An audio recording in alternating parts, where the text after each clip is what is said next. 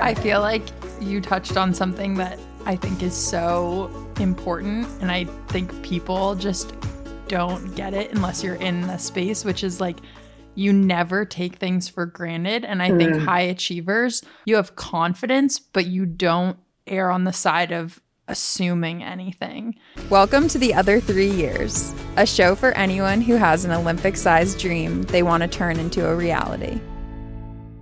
Hi, and welcome to this week's episode of The Other 3 Years. This week on the podcast, I have a Saratoga rowing alum, and she has also done many other things. Most recently, she is a world rowing commentator and honestly just an overall amazing woman. But most importantly, Saratoga rowing alum, Colleen Saville. So Colleen was before my time in Saratoga, but our love for SRA runs deep, and I've heard many stories about Colleen over the years. She's a legend, and she had a pretty incredible coxswain career of her own, both in high school at SRA and then in college, where she competed both with Ohio State and Northeastern, which we discuss on the podcast, and then beyond. And in the past decade, she's really made a name for herself as a rowing commentator, working her way all the way up to the world rowing circuit, which she's been doing for the past like 6 or 7 years. So I had a blast chatting with Colleen, so much so that we are going to break up our conversation into 2 parts. So this week's episode is part 1, and we chat about how she got involved in the sport of rowing and what it was like for her in high school and college. And next week we talk about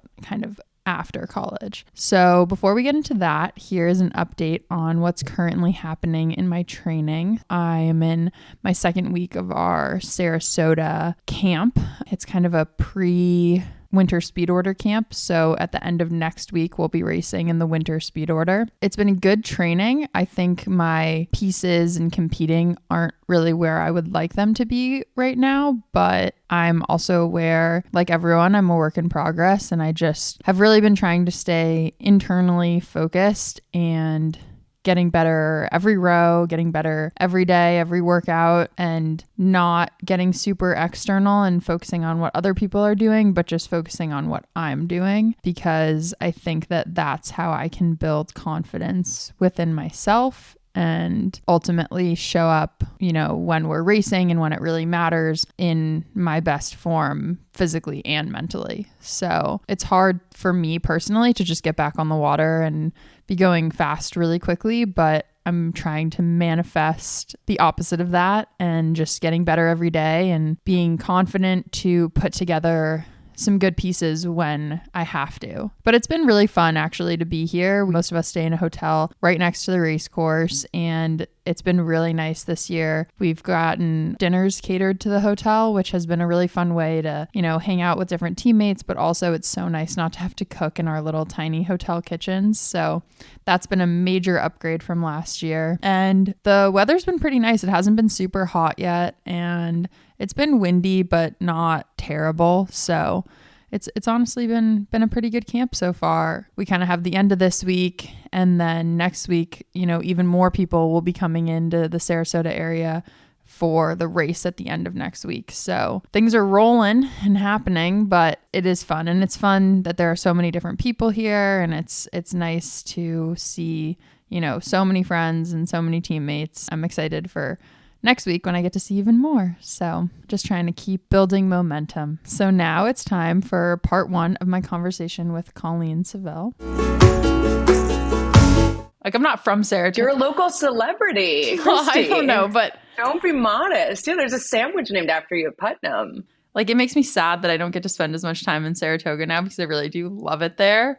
And I feel like gearing up for Tokyo, I really was in Saratoga way more. So I feel like a lot of people felt really connected and like part of the journey, which I hope that they still do. I'm sure they still do. Yeah. Like, Saratoga is such a special place, and in so many ways it really is a small town, even though I know it's grown, and it always blows my mind when people actually know of it, which it shouldn't. But, living in Boston, when I say it, I'm like, so it's like, there's Albany. And they're like, we know like the horses, the whole thing. And there is very much, I think, for the core community there, such a tight knit community. So they will be watching you in Paris. No doubt there'll be probably a dessert, if not a second sandwich named after you by the time you get there. Oh, that would be amazing.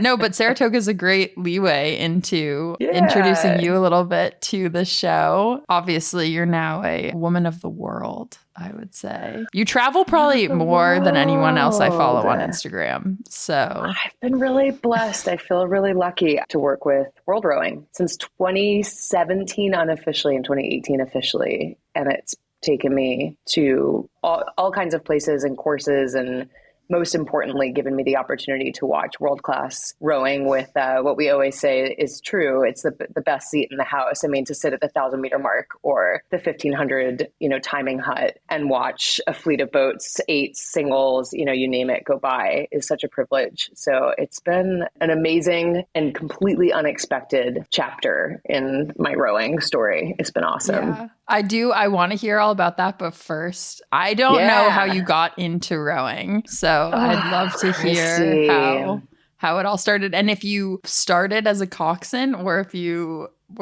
had grand rowing interests. Well, Kristi, you know what a coxswain is, but for maybe those who are listening who are less familiar, the boys in the boat, I feel like the world has such a deeper understanding for what the role of a coxswain is these days with the movie and the book. A coxswain, I've heard it described as sort of like a hybrid between a jockey and a quarterback, which I think is a great description, because your primary role, right, is of course to steer the boat, to go as straight as possible on straightaways, and of course on turns, to take the best course possible. So steering, safety, but then also to be the one unified voice that's helping call the plays, so to speak, most notably in eights and fours. And your question is really spot on, because I'm 5'7". So I didn't, go into the sport of rowing necessarily thinking that I would be a coxswain. I started at Saratoga Rowing Association at the end of 6th grade. So it was the summer for me after 6th grade as a rising 7th grader. So whatever that is, 12 or 13 years old, and joined with a group of rising 7th graders that summer. And within that group of however many people there were, I think it was 9, I think it was enough to fill an 8, was the smallest person like within that group, right? So it was still fairly tall. I don't know that if I had hit, my full height of 5'7" quite yet, but Chris Chase, who we all know and love, said, okay, within this group, you'll cox and you'll do it for a season, maybe 2, and then we'll teach you how to row. And I have to be honest, I liked it, but I didn't love it at first. I had a lot of learning to do. I mean, when you're 13 years old and you're steering a boat before you can even drive a car, years before you will even have the chance to drive a car, there's a lot of learning and growing and leadership and confidence building and all of that goes into learning to know what the heck to do when you're in that seat, because it is such a huge responsibility. So I think I loved it enough certainly to continue, but I didn't fall in love with it, I think, until probably the maybe, few years after that. And so coxed spring of 7th grade and then just never left coxing. And thank God, because I would have had a completely different experience as a rower. My life, would have looked completely different in terms of the trajectory that it put me on. And so I'm so grateful and so happy to Chase and to Saratoga Rowing, but then also just to sort of happenstance to stay in that seat. And so kept coxing in 8th grade and 9th grade, through high school, in college, after college, and sort of beyond. Yeah, it was Saratoga Rowing. It was the novice years. It was the early years of Saratoga Rowing. I mean, that's before there was a boathouse. We had some boat racks down, the hill for, by Saratoga Lake, people that know it. And that part of the community of Saratoga Rowing, I also really loved. I mean, I remember being that 13-year-old kid and 14-year-old kid, and we would rake leaves every fall and take care of the space in the container that we practiced in. And that was our home, even if it wasn't the fanciest, place. So it was a gift. Yeah. Those were the early goings. Yeah. I know. I feel bad that I never saw Saratoga before the boathouse. I've heard quite a lot about it.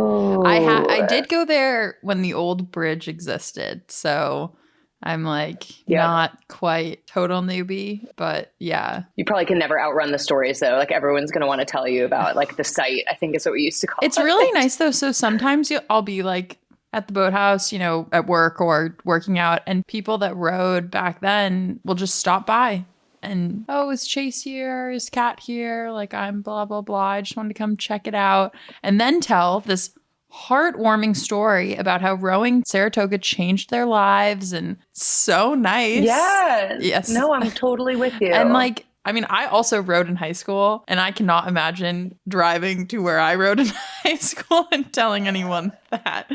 Well, they would spot you a mile away. They'd be like, Kristi's back. Was it Wayland Weston? Like that? Yeah. Where you rode in high school? Yes. So they had the boathouse that they still have when I was there. We rode on Lake Tituate, like Whalentown Beach. So it's like a basin off the Charles. And how are they like, are you their Olympian? Are there multiple Olympians to come out of that program?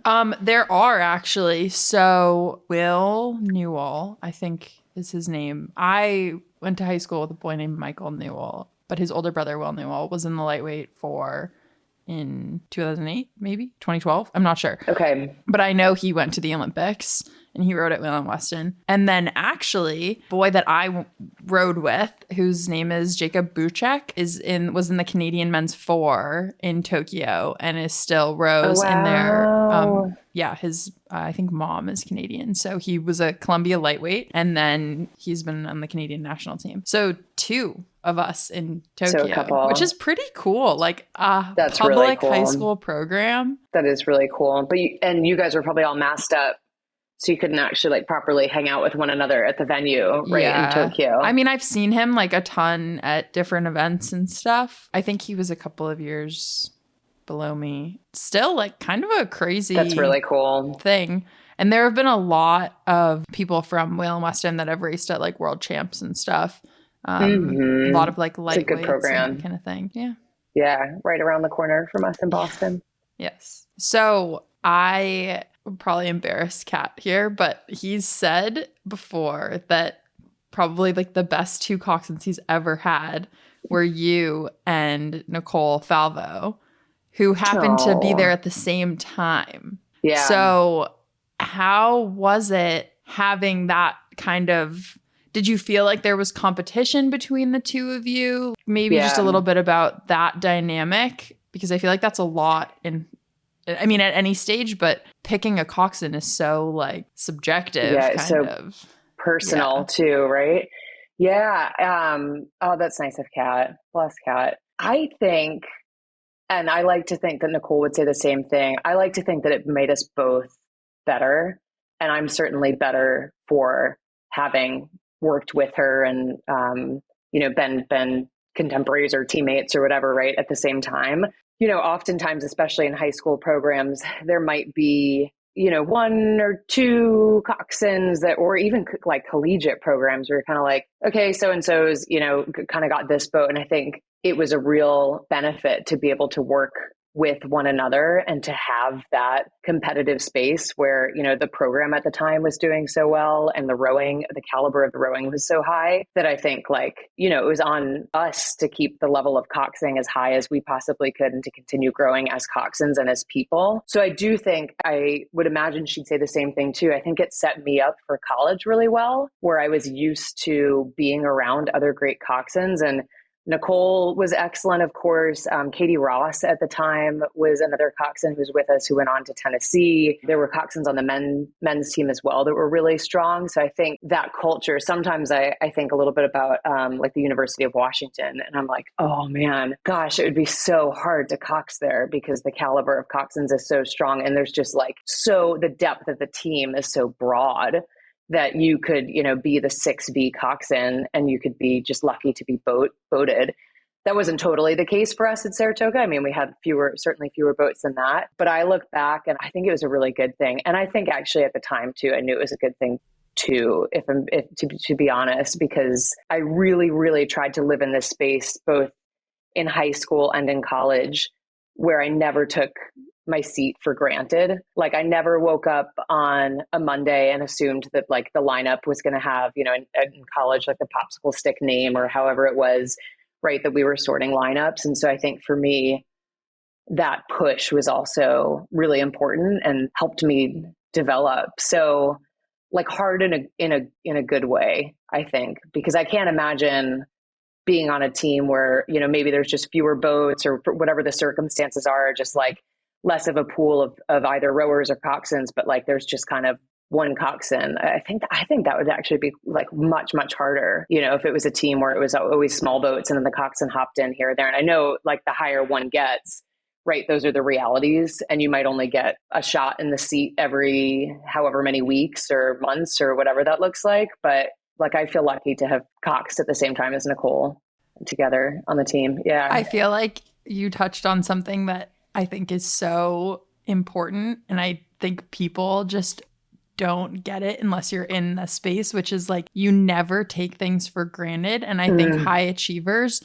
are constantly, you have confidence, but you don't err on the side of assuming anything. And I watched the Netflix US Women's National Team docu-series about their World Cup campaign, which obviously they didn't do as well as they would have wanted, but it was so interesting because it showed, you know, the pre-camps and them getting selected. And it's like, you know, Megan Rapinoe and these other women that have been to so many World Cups, and you would think they were just uber confident, like, oh, obviously I'm going to make this team. But they're saying the same things of, your spot is never guaranteed. You have to show up, you know, you have to earn your place every day. And it's like, yeah, I think you think it like gives me chills. Yeah. But it's true. Yeah. And I think if you talk to anybody that's achieving things, that's the mindset that they have. And I think the earlier you embrace that, instead of wanting to get to a place of, oh no, you're just going to be a shoo-in. Because I agree, it would be harder,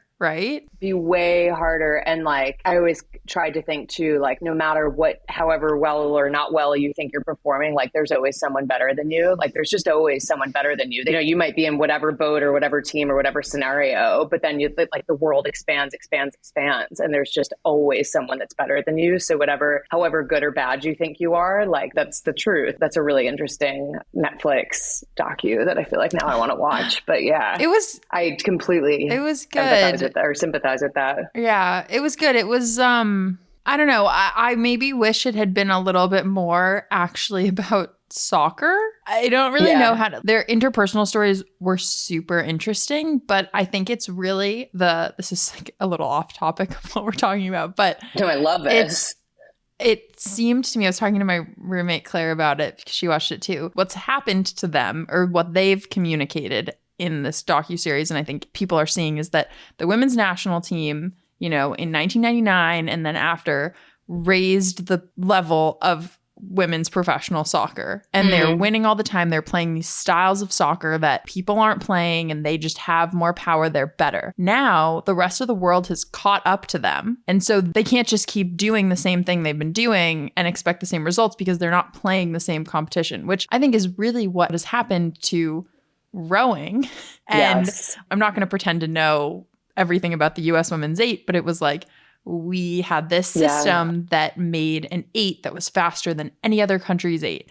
And then the rest of the world caught up, and it was like, how were we going to respond? So it's just a really interesting comparison. And so I wish they had talked more about like the soccer and the dynamics of, do you know what I mean? Yeah, I'm totally with you. And I completely agree about the women's 8 too. It's like, you know, if whatever their sort of formula or race plan was, and then you've got the Romanians who don't settle, and you've got just suddenly like the caliber of the 8 and the interest in the 8, it changes the game. Yeah, it's funny. I was wondering, Kristi, if there's recurring rowing anxiety dreams that you have. I actually have most of my anxiety when I'm awake. You're like, good news. I do have stress dreams. They usually don't manifest in rowing. It's like some other weird thing. Yeah, I usually have most of my, I'm a good sleeper. So. Oh, that's good. I have this one recurring rowing anxiety dream. And like, I still probably have it at least once every 6 months. And the dream goes something like, well, there's 2 scenarios, but it's kind of ultimately the same thing, which is, I'm dropped into a college rowing team. And oftentimes, because I transferred out of Ohio State and went to Northeastern, oftentimes it's me returning to Ohio State as a college senior. So like 3-ish years or whatever have passed. And it's like March.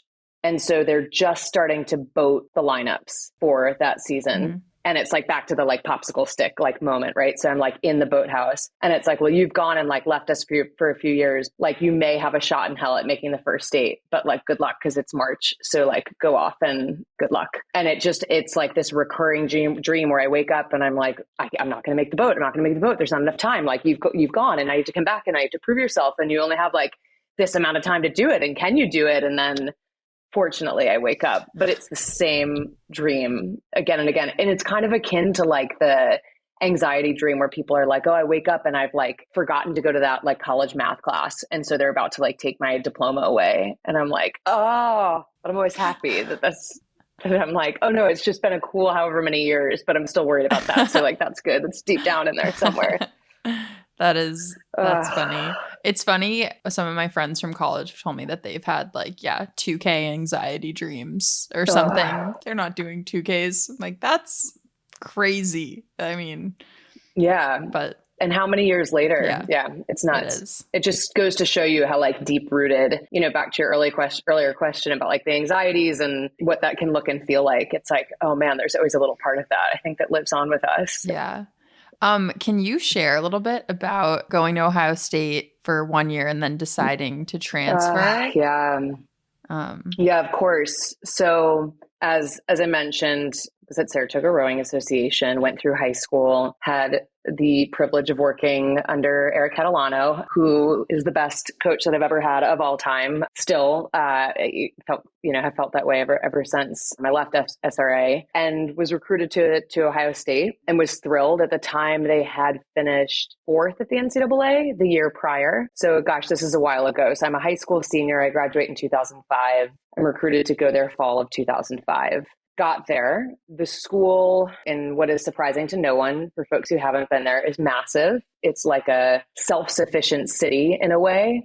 There's buses, I used to cycle to class. Like it's a really, really big campus. And that's okay. I think it felt to me like quite large, at age 18. And it's funny because in subsequent years, I've gone back and been like, oh yeah, this is fine. But that's kind of, you're in a different place. I think when you're that young, I went to Ohio State and the caliber of the rowing was so strong. Like it was the opportunity of a lifetime to get into an 8 with these women, many of whom, I don't know that any of them had necessarily been to the Olympics at that point, but were certainly on national teams, for their home countries back home. So to go to Columbus and get into an 8, and that fall, I think we raced like the Ravenna romp, the UVA race, and there's probably something else that we did, some scrimmages with like Michigan and things like that. But to get in and to like have the opportunity to race at that caliber was unbelievable and a lot of pressure and amazing. But like talk about growth really fast to come out of a high school 8 and then basically be training with like there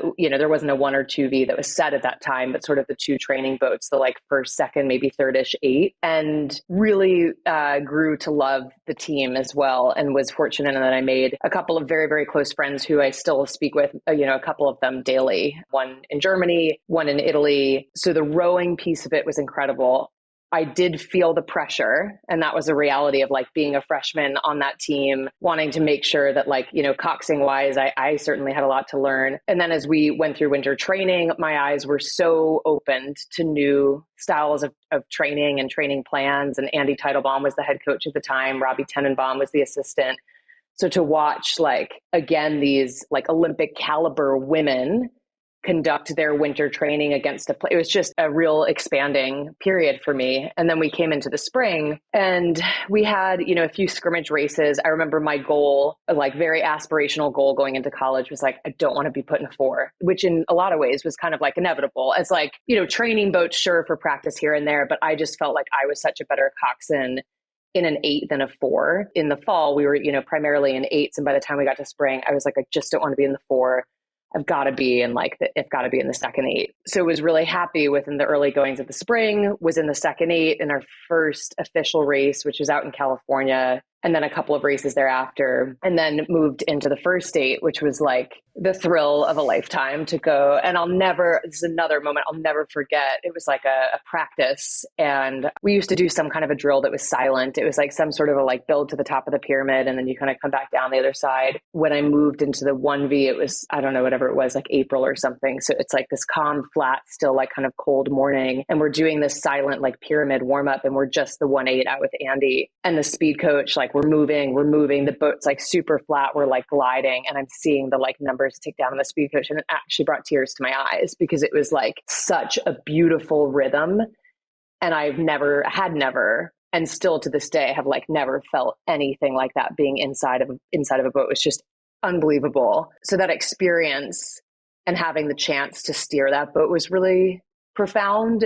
The way I got into it was also meaningful to me because it was a seat race moment. So to be able to like in practice, pull the boats together, and back to being a 5'7" coxswain, like win my seat race by, whatever it was, it meant something to me to be like, I'm 5'7", I'm probably like 10 pounds heavier than this girl next to me. And to get into that boat was amazing. We finished 5th at the NCAA that year. We won the Big Ten, which was exciting. I think we were second at whatever the conference championship was, the Southeast regionals. And then we were 5th at the NCAA. But I sort of had this gnawing because as amazing as the rowing program was, the school just really wasn't for me, and Columbus wasn't for me.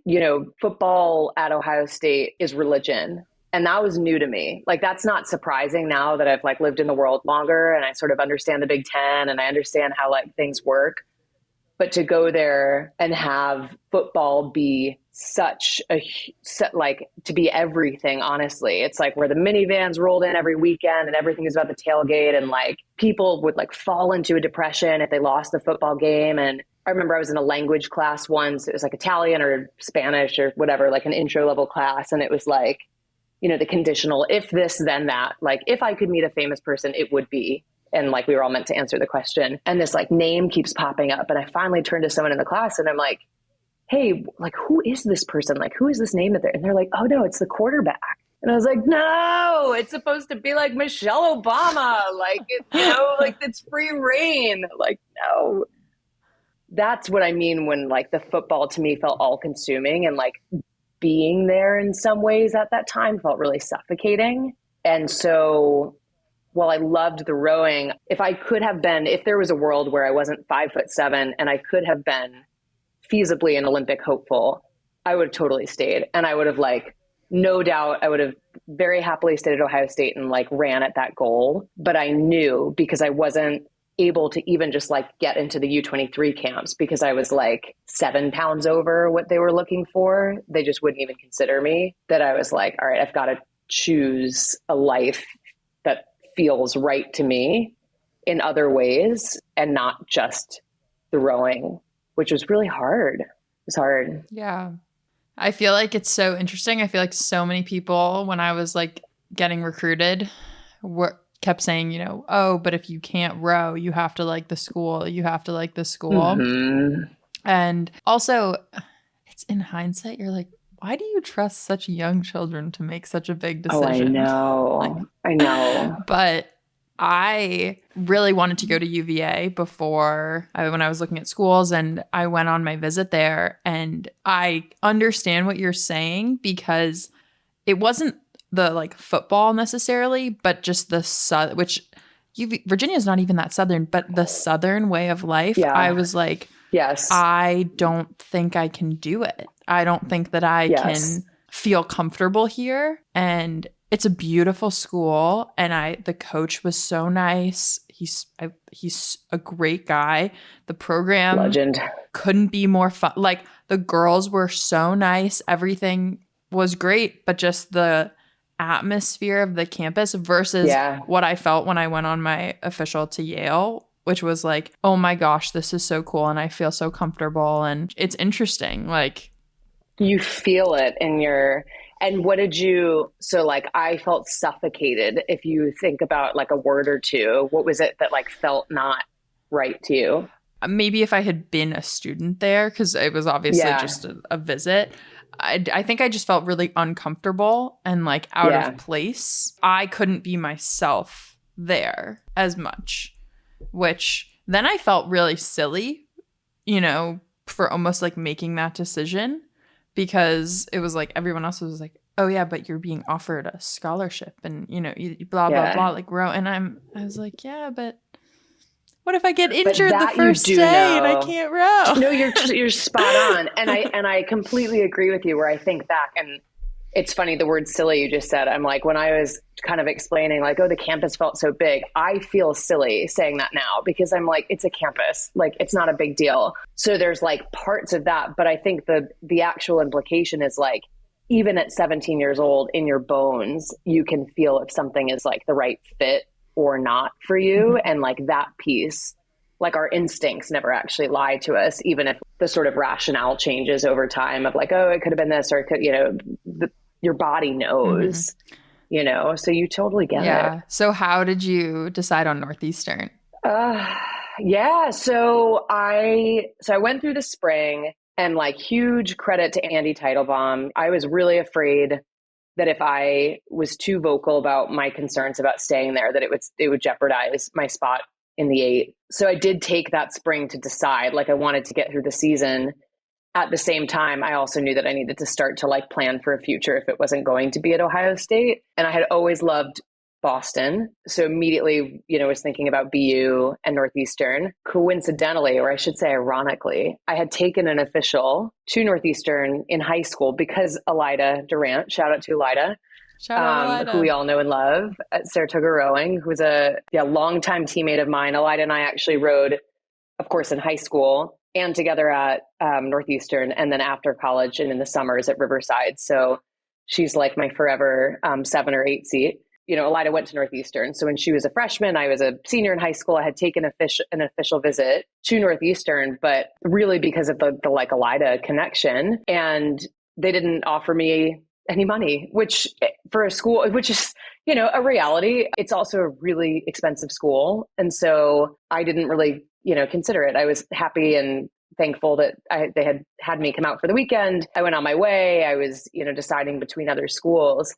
But when I knew that Boston was an area that, you know, back to what you were saying about being comfortable, that was like a city that I felt very comfortable in and felt like myself in. Just felt like whatever the opposite of feeling suffocated was. It felt like there was space and opportunity and culture. And so chatted with both BU and Northeastern. And thank you to Joe Wilhelm, the head coach still today of Northeastern, for taking a chance on me and was able to bring me in. And financially it worked out. You know, it was like essentially an even trade, and showed up that fall. And it was really, I don't know, you know, for folks, I guess you didn't have the transfer experience, but it is a very bizarre feeling when you're on a sports team and you're like, give back your gear to one team and show up, you know, coincidentally in just a different shade of red and black to compete on a completely different team in boats that felt completely different, in a type of rowing that felt completely different. So I think there was definitely like a transition period for me. Fortunately, Elida was at Northeastern, but it took me a good like season or so to kind of like get my feet on the ground. And then I started to love it. And then my life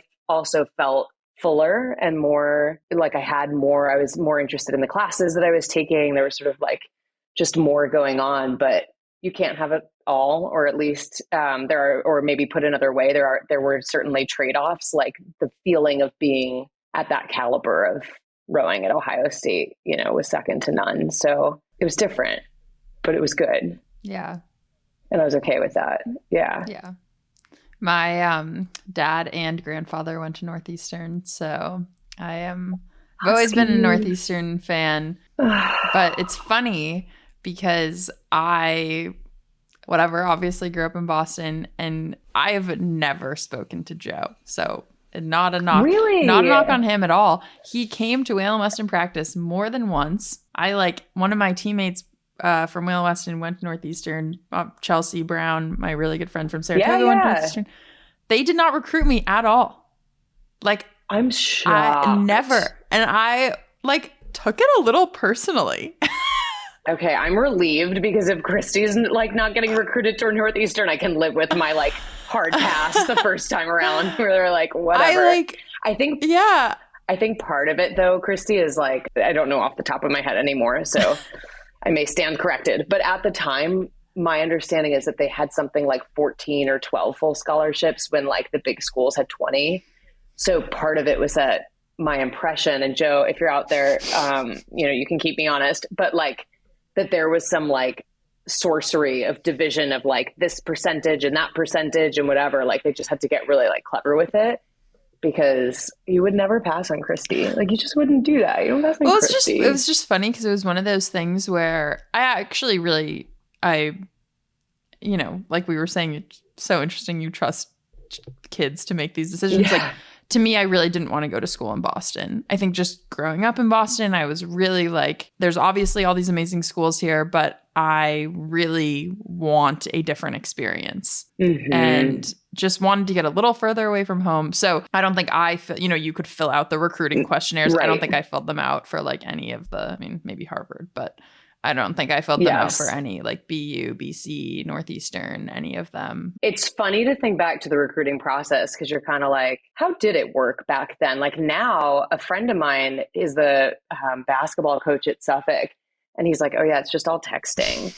Like you can't, like these kids won't pick up the phone. So like you just have to text with them. And like, it just seems like the whole dynamic has changed. And obviously like social media presence is like probably something that's at least looked at or considered or at least searched for once or twice, right? And it's really different than when we were young, which is like you show up to your mailbox and you're like, who sent me a pamphlet and who sent me a letter? And it was just a different game. Well, also did whatever it was, like June 1st or July 1st, did you guys have that? So they don't really do that anymore. Yeah. And I was explaining to some of the like juniors a few years ago, like the stress of that day, because I feel like that really kickstarted like who was going to call you. And I don't know, like it's so funny. 1,000%. It's so funny. It's so funny where you're like, you're allowed to talk to this one, but you're not allowed to talk to that one. And like June 1st. And then you'd be like, it was like getting your school schedule, but like in a much more stressful format where you're like, did you get a thing? Like, who are you talking to? Are you going to go on a visit? Yeah. And then it's like, oh, everyone got invited to Clemson. And you're like, oh, okay. Like, didn't know. Sorry, Clemson. But for like everyone got invited down there. It was such a game. It was but like you're 16, you're 17. You're just like, you don't know what you don't know. And in some ways I feel sorry for the kids today that there's like so much pressure on them. And there's so like rowing has come so far because it's the fact that there's like, I don't know what they would be called, but like mentors or scholarship coaches or like whatever it is. It's wild. We knew nothing. It was so, also my parents, like I have wonderful parents, but they were kind of like, what are you even talking about? And I feel like they were just didn't really believe that it was like real for a little while. No, I remember Kate Maloney, who used to coach at Yale, I remember she sent me an email. I was sitting in my high school library and opened the email and was like, and I remember I told this boy that was in my high school class, like, do you know what I mean? It was just so, I was like, you're like, guess what? Yale has emailed me. Yale coach emailed me. And then this random boy helped me draft my response to her, like, which I feel like in today's world, you would never, but I was just like, oh, yes, like. You're like, that sounds great. Saturday sounds fine. My mom will drop me off at noon. Like, really look forward to it. Oh, Kristi, that's so funny. I mean, yes, and to the extent that for a period of time, I was doing some writing on the side for Rowing News. And some of the like high school kids, if I was doing like junior national team stuff, I would email the kids and I'd get a response from the parent as if they're like agents. And it's like, dude, but they're like, to each their own, live and let live. But like your kid's in high school. It's not like this big media inquiry. But I don't know. I guess we were like flying by the seat of our pants. Yeah. So, I mean, I don't want to knock parents because I'm not a parent, but that seems a little bit. And then did you feel that comfort at Yale when you got there? Were you like, yes? Oh, I loved Yale. I mean, the school, like I loved it. And rowing was awesome in so many ways, so hard in so many ways. Like I wouldn't pretend to say everything was perfect. It wasn't. I loved my team so much. Like I wouldn't change any of it, But I think it was also not lost on me, like how lucky I was to be there. So I think that when things were hard or whatever, it was like I would walk around and look at how beautiful it was and just be like, I get to go to school here. And of course, like sometimes I would call my mom and cry or complain about things, you know, a normal kid. But it was also weirdly not lost on me that I only had 4 years there. I feel like I was very aware of that. And I'm not sure why. So that is so interesting, Kristi, because it was never lost in me that I had 4 years. And the reality is that like every year I kind of felt like, okay, one down, like, okay, now the next down. And like, what a gift to have it, to be looking at it through the lens of like, I only get to do this 2 more times. Like I'd be lying if I said that was the mentality that I had most of the time. A lot of times it was like, okay, we got through and like now the next one. I think it's interesting also because I think in a long shot dream sort of way, I thought it would be super cool to go to the Olympics. But in every like reality, I thought I would row in college and then I would row recreationally post-college or, you know, whatever. LOL. I know. But I think that because of that, I like made the most of college. I don't know. It's very interesting now to hear some other women that train on the national team and their college experience. Like I feel like I was a Division I varsity athlete, but I also had a full college experience. Like that's cool. I did the things I wanted to do.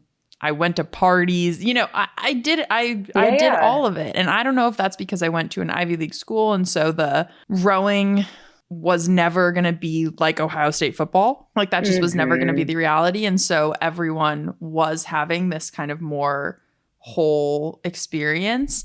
But like, I think I would have been upset if I had just used it as a, you know, stepping ground to elite rowing. Like that was never what I was intending to do nor wanted to do. Like now it's fine to me that all I do is train and work and sleep and eat, you know, but I didn't. And of course, you know, the 3 weeks before NCAAs, that's what we did. But like otherwise we were college students. So I have to imagine that helped. I always think about like happiness is when reality exceeds expectations. And so like the cynical way to look at that is to be like, oh, you just go through life and you're, you know, what you expect is like the bar is on the floor. But like the other way to go through it is to be like you said, where you're like, oh my gosh, like look around, look at these buildings, look at the history of this campus and this place. And like, I get to be here and I get to do a sport and I get to be like a proper like Yale student. And that like, that's awesome that you had that framing, and I'm sure was helpful and also necessary, because to get through the grueling 4 years of college rowing, you do need to love it. It can be like love, hate. I think like people don't understand. I don't know if maybe you don't feel this way because of like your experience at Yale, but I always feel like, you know, parents or friends of parents or whatever, they'll be like, oh, but you had so much fun doing that. I'm like, it was never fun. Oh, like, no, I understand what you're saying. Okay. Yeah. You're with like, yes, of course you do. Of course you do. It's like, especially college. And I'm just like, it was never fun. No, but it was meaningful. Yeah. I mean, college, I even think to this day, like college rowing was one of the hardest things I've done in my entire life. Be sure to tune in next week for part 2 of my conversation with Colleen. It was super fun to talk to her. And in part 2, we talk about commentating. And then Colleen kind of flips the script and asks me some of her own questions. So you really don't want to miss it. And to end the show this week, I'm sharing a quote that my coach, Kat, recently shared with the Orion team. He's been sharing, I feel like he's kind of stolen my thunder a little bit, actually. He's been sharing a quote every day in our group chat, and he's been on a real John Wooden kick recently, but I especially liked the quote he shared today. So I'm stealing it from him, but really it's from John Wooden. Promise yourself to make all your friends know there is something in them that is special and that you value. So that's so nice. Thanks for listening. Have a great week. See you next time.